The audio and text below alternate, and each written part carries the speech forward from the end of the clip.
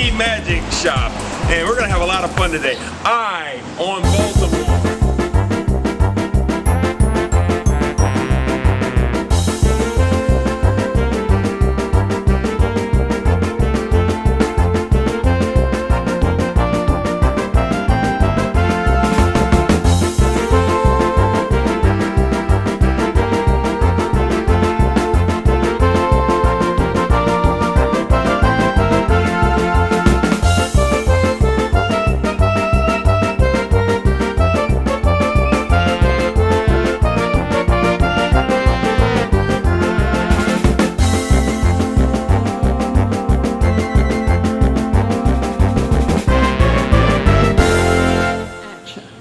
Hi, here I am in front of Kenzo's Yogi Magic Shop right here in Federal Hill. We're going to have a lot of fun today.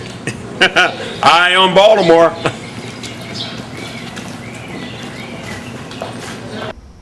Hi, and welcome to another edition of on Baltimore.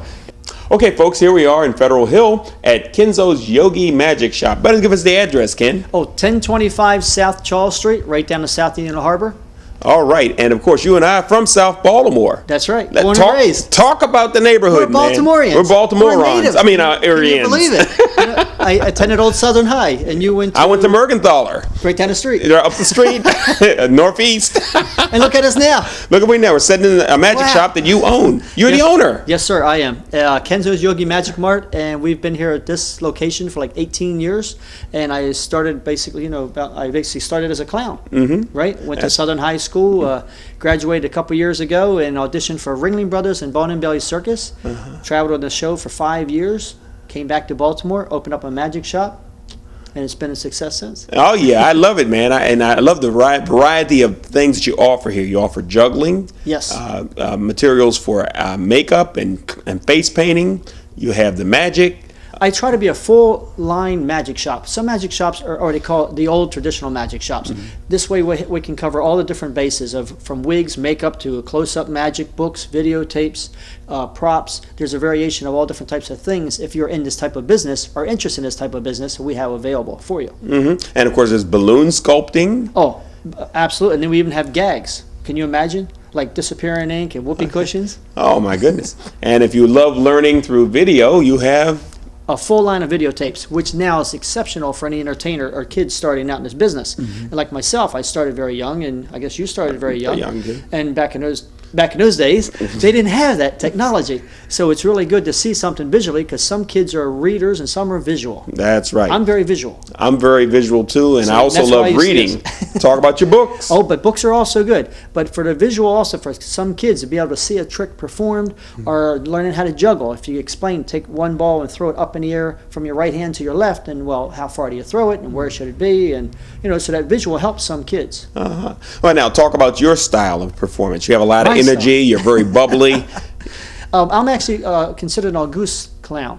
I have a different and unique makeup because it's a flesh tone up here on the top of my eyes, but a very big smile. Right now I don't have my makeup on, but you can imagine the smile when I exaggerate that. Once you apply the makeup, you're basically exaggerating your features even more with your eyes and your mouth and things like that. All right, and some of the skills you picked up in clowning? Oh, geez, since I was actually I couldn't ride a two-wheel bicycle until I was 13 years old. Wow. What? You said, wow. Oh, yeah. Now, what happened? I used to give all my new bicycles that I would get each year for Christmas to my older brothers. I don't want to ride another year. Then I'll go to Ringling Brothers Circus, and I see a clown coming down the track on a unicycle. Mom, for my next birthday, I want a unicycle. Sure, Kenny. No, sir, I want a unicycle. Why do you want a one-wheel bike? This is my parents. Yeah. I want to ride a unicycle to go into the circus. Oh, sure, okay. I finally convinced them. 13th birthday here, nice little unicycle. First day I walked out to this little playground up here on Riverside Park, okay, held onto the fence, got on top of the unicycle, and just let go. Went like 1 foot, and then 2 feet, and then 3 feet, and then further and further and further. The end of that day I was riding maybe about 12 feet. The next day 20 feet. But that's how determined I was to learn how to ride a unicycle. And I figured if I'm going to go to a circus, I have to learn how to ride a unicycle. And then learn how to juggle and things like that. Wow. And then you spent a portion of your career with Ringling Brothers. Yes, that's right. Well, I tell you what, when we come back from break, we're going to talk some more about the career of Ken Horsman, who is the owner of the Yogi Magic Shop, the Kenzo's Yogi Magic Shop. We'll be right back.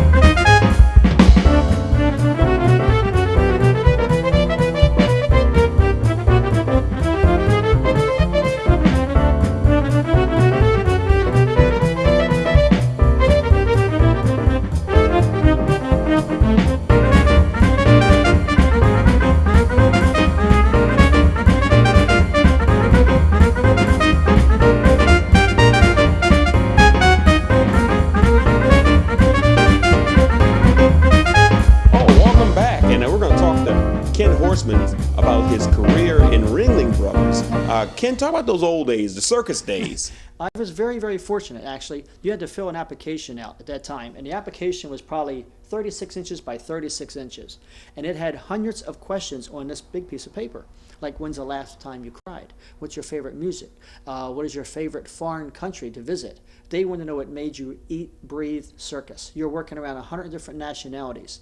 And I was able to get selected. I went to the Armory in Washington, D.C. and auditioned. My mom, we took a train over to the Armory, and she said, Kenny, I'll help you any way I possibly can. And she basically said, okay, we bought 2 tickets, went to the Armory, auditioned there in the center ring for Ringling Brothers of On Belly Circus. And I finished, and they gave me this big application, and they said, fill this out, send it back in. I was lucky. They received back in 1977 close to 6,000, 7,000 applications. They only select 55 students from around the country, okay? So I was very fortunate, and you're there in training for 10 weeks long, and it is so intense, 6 days a week from 7 in the morning till like 12 midnight. They want to make sure, because to live and travel like we do in a circus, you live on a circus train, okay, a mile long, and you're living with 350 people, a couple hundred animals.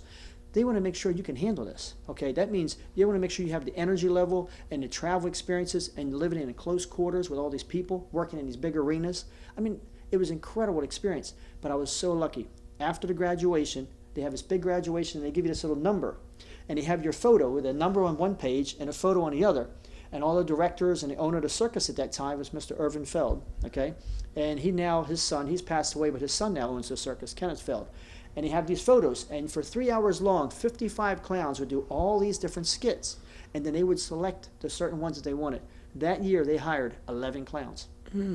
I was one of 11. I was very fortunate. 19 years old, working for Ringling Brothers and Bon and Belly Circus, the greatest show on earth. And it was the end of the era. Emmett Kelly spoke at my graduating class. I worked with Lou Jacobs, Otto Griebling, Dwayne Thorpe, Bobby Kay, and I learned so much in those 5 years because they were just getting ready to pass. And also that was the last era those clowns even worked under the tents, because the tent circus went indoors when Irvin Feld bought it in '68. Okay, that's when Clown College was established also. So I was very lucky to be around that type of clown to learn from the tops. Same thing with my son. That's why I'm very impressed with my son. You ask him something about the business, he knows the history. He knows Paul Winchell personally. He's been around all these old performers, and that's how you learn. You need to have the history first. You can learn so much from the history versus, there's a lot of new talent coming out, but always try to learn your history first.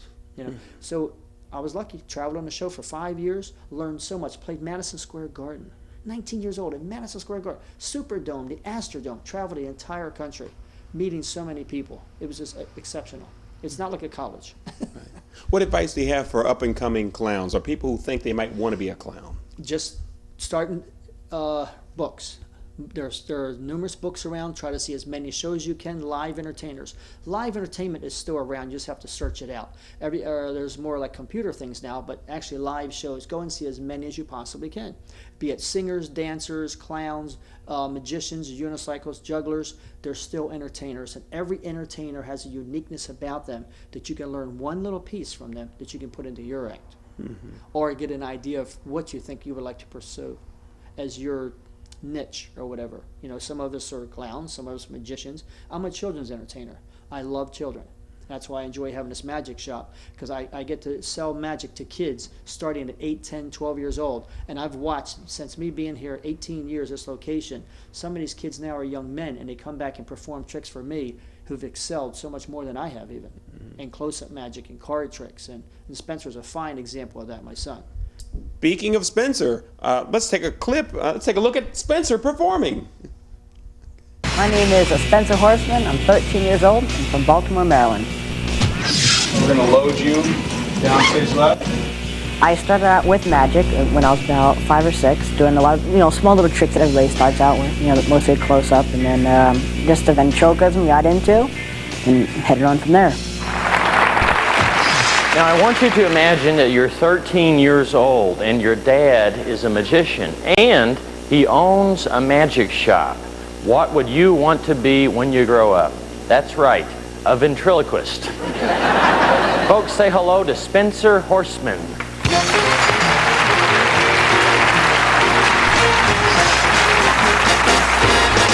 Thank you, Lance. Snap out of it. What are you staring at? You. There's something about you that looks familiar. We've been together for years. Of course I look familiar. No, it's something else. You remind me of someone in the movies. Well, if the lighting is right, people say I look like Brad Pitt. All right, Dexter, I get your point. What lighting? Dark? Now, Dexter, if you're good, after the show, I'll give you a nice shiny nickel. Nah, I'll take a dirty old quarter instead. What is this? My new illusion. Wow! This is my magical, mystical music box. Sounds complicated. Try singing without moving your lips.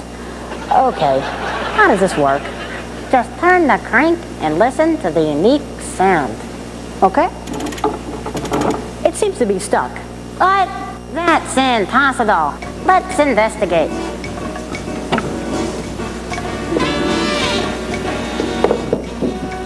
Let's take a look inside. Let's see, what do we have here? Hey, what's this? Dexter, can you really fix this thing? Sure. Let me try again. Help me inside. I sure hope you know what you're doing. Yeah. Sorry. Hey, my foot's stuck. I'll get it.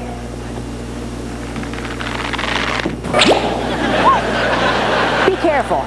Yeah.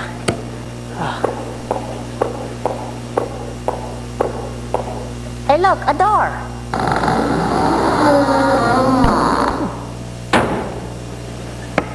Dexter, where are you going? Help! Let me out! Get me out of here! Help! I'll help you. The crank. My pal.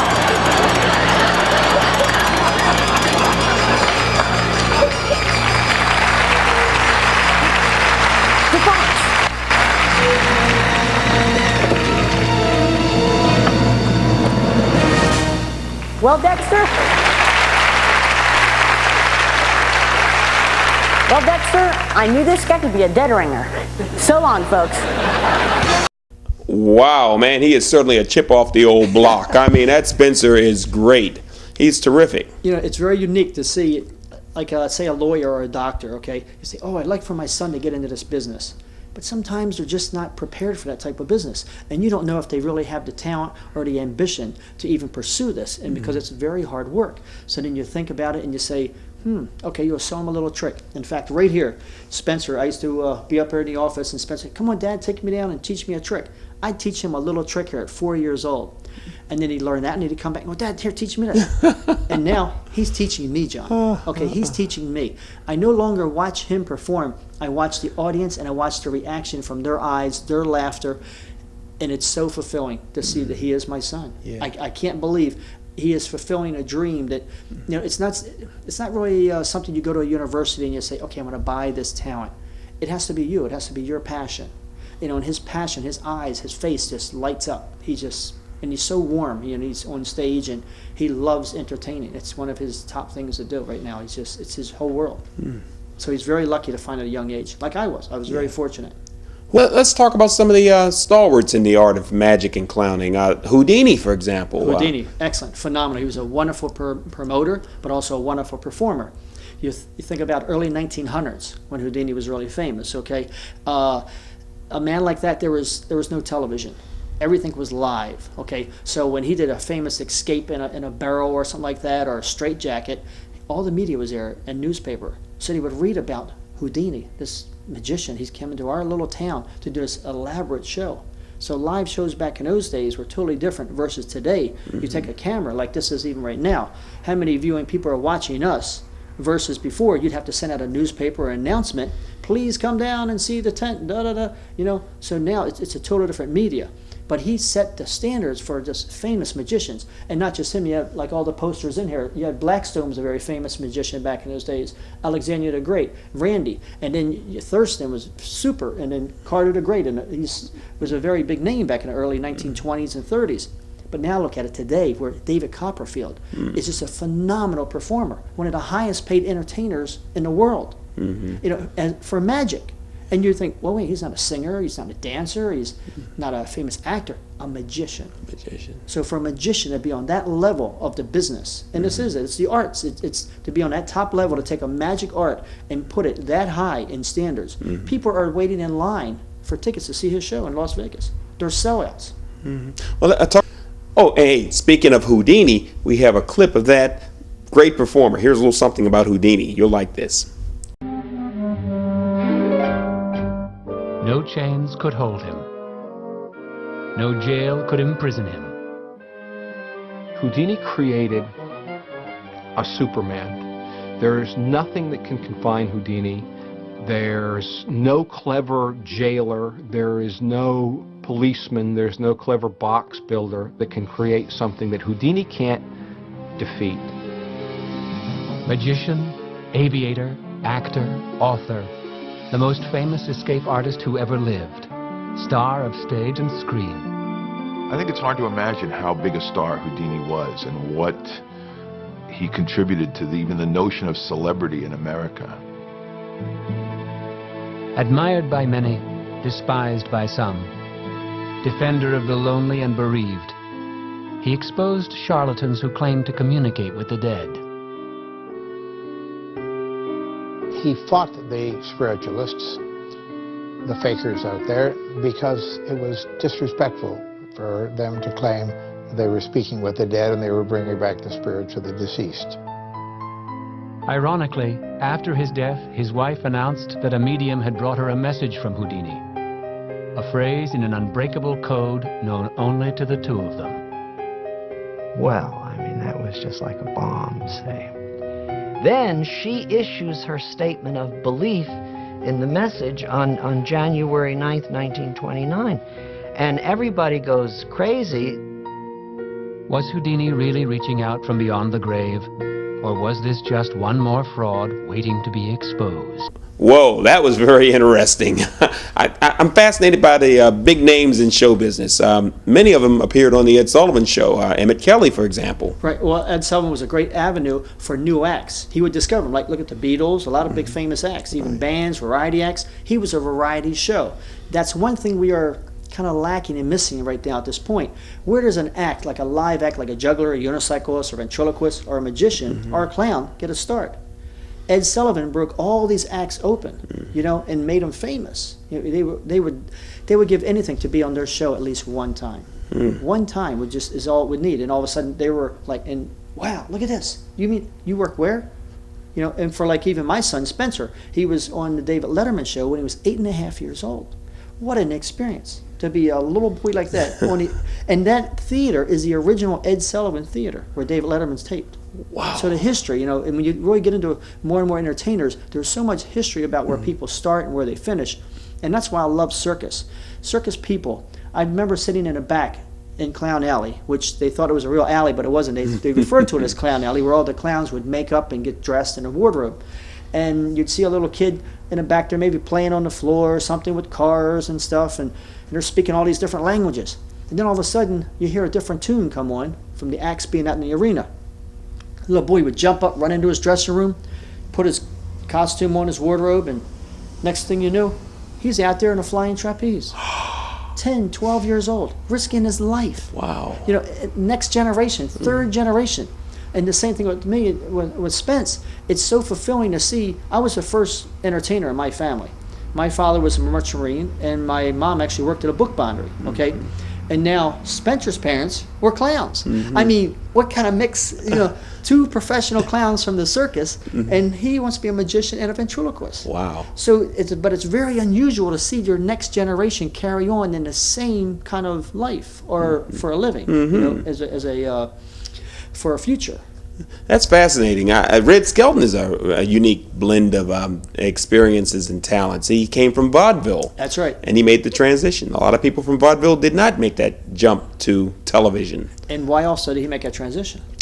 He had to eat. Eating regular becomes a habit. Yes, it does. But more importantly, he was a very clean entertainer. Okay. He would not use one foul word, or which would be considered blue material back in those days. You know, and even I remember him coming. I actually had the privilege of eating with him. He'd invite the whole clowns over in Nashville, Tennessee. He was staying in an arena in a building next to us, and invite us all over to have lunch with him. And he stood there and would pass each of us our plates. So humble. He came from very poor beginnings. You know, raised in a little one-room house and near a railroad track and stuff, and just so humble. And when I left the circus a few years ago, he came downtown just before he passed away, and my wife and my son and I went to see him. And I took the photo that we took together, Red Skelton and I gave it to his helper there, and he took it back to the dressing room. Within 5 minutes, they said, "Hey, come on back. Red Skelton wants to see you." And we had such a wonderful conversation, just real quick, but it was just such a, you know, just a warmth and entertainers. And you get to, like I say, a certain level in this business, it is one big family. No matter if you are a singer or a dancer or a magician or a clown, you're on a certain level, and everyone is very professional and warm and welcoming into this business. Contrast for me what's going on now in the entertainment industry, all this blue material and people afraid to let their children watch television, compared with what you grew up doing. I don't know. I watched the Three Stooges. What could be any more violent? Look at me. I'm okay. You know, but it's a different era. I believe when you and I were sitting around, we used to watch Abbott and Costello. I love them. Yeah, you know? right. Speaking of Abbott and Costello, we got a real treat for you. Watch this. So you're the manager? I'm the manager. Well, you know, I'd like to know some of the guys' names on the team, so when I meet them on the street or in the ballpark, I'll be able to say hello to those people. Why, sure, I'll introduce you to the boys. They give them funny names, though, Lou. Oh, I know they get those ball players off for funny names. Let's see, on the team we have who's on first, what's on second, I don't know who's on third. You the manager? Yes. You know the guy's name? I should. Well, then tell me the guy's name. I say who's on first, what's on second, I don't know who's on third. You the manager? And then, yes. You know the guy's name? I'm telling you their names. Well, who's on first? Yeah. Well, go ahead and tell me. Who? The guy on first. Who? The guy playing first base. Who? The guy on first. Who is on first? What are you asking me for? I'm asking you. That was a good old-fashioned Who's on first? clean act. That was Who's on terrific. first, right? Who's on first? What's on second? I don't yeah. know. You know, but look at that. It's all clean and it's funny and it's making you laugh every like 30 seconds. And that's why, just like with Spencer, he has Dexter. It's very clean. It's a partnership there. You know, and even that's very difficult to have a partnership and really last in the business for how many years? Jerry Lewis, Dean Martin. Same. Great combination, but they broke up. They're still around. They didn't break up. They might have stopped filming. They may have stopped performing, but they're still here. Yes. You can go to any store and see this, and that's, if anything, I would recommend as parents. My son, I've exposed him to like Abbott Costello, Three Stooges, and things before I will some of the other newer things that are around. Okay. He seems very well-rounded to me. And Yes, he very does. professional and like a nice young man. He combs his hair. Wholesome. Wears a tie. Can you believe it? He Yeah. has a tie. I'm not wearing Didn't a tie. force him to wear it. Didn't force him. But it's very, very important, I believe, what you expose these kids to. I remember just being around happy things all the time. You know, now you'd say Three Stooges happy, but they were they still loved each other. At the end of the day, the three of them, they always went up sleeping in the same bed and things Same. like that, and whistling and laughing and giggling. You know, it was a family. They were a That's right. family. You know, and that's what maybe we need, more family things like it, more family entertainment, fun things, happy things, clowning, magic, you know, fantasy, make kids dream again. Not already have the things established for them. You go to a toy store now, and you see the toys there, they're already giving you instructions what to do. When you and I grew up, and You had to use your imagination. I had to use my imagination to develop the makeup that I established. Spencer has to use his imagination to develop the routines and have Dexter respond back to him and things, you know. And when we start leaving our imagination in a box away with the directions, we need to get our inner directions from out of us and have them come forward with the kids and use their own imaginations and their dreams. Ken, I just want to thank you for thank taking you. time today to help us on on Baltimore. And I want you to tell everybody how they can reach you here at the shop. Oh, please. Okay. We're located at 1025 South Charles Street, right in Federal Hill, south of the Inner Harbor. So if you're driving into the city, we're right like 5 blocks south of the Inner Harbor, near the Science Center and the aquarium. So you can walk. It's walking distance. And we do, as I mentioned earlier, and as Spencer, my son here, when he's not out traveling and performing, he's here working in the shop. And we have from beginners to professionals. So don't feel like, oh, I can't learn this. Yes, there's something in this room here for everyone, age group, male, female, even in your budget, from $4 up to wherever you want to spend. All right, and your telephone number? Oh, sure. Very important. 410-727-5811. All right, well, Ken Horsman, owner of the Kenzo's Yogi Magic Shop, I just want to thank you for allowing us to be a part of your day, on Baltimore. And we'll see you next time. Bye-bye. Thank you. Thank you, John. It's been great. Thank you, bud. Thank you. Well, that's it for today, folks. We've had a lot of fun, learned a lot of good things, and we're always keeping an eye on Baltimore. See you next time.